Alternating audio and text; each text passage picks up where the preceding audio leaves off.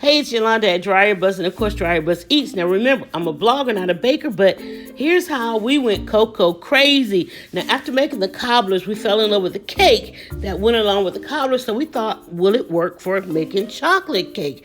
Butter, batter, filling, it should work. So we put the butter in the pan, let it melt, then sifted 2 cups of flour. That was kind of ambitious. Should have did a cup at a time. After that, we added in a 1.5 cups of sugar, and then came the chocolate. 3/4 cup of cocoa went in. Of course, then our favorite, 2 cups of buttermilk. And then we began to try and figure out, okay, how do we blend this all together? Yeah, chocolate everywhere. But really interesting. It was just so rich and it smells so good. All right, so took the pan out of the oven with the melted butter, and we also let our batter rest. Now it came time to pour it into the pan. And again, now we thought, oh, that's going to work. Now what for the filling? So we grabbed about 1/2 stick of cream cheese.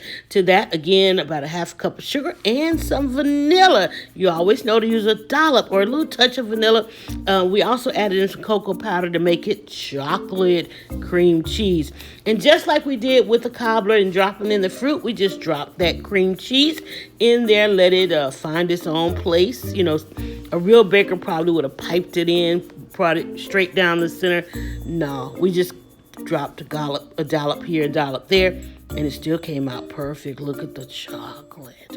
Oh my God.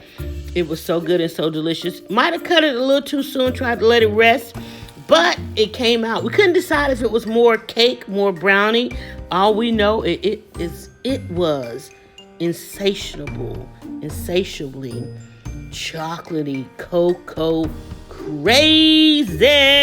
Hey, listen, I just showed you how we went cocoa crazy in 2 minutes.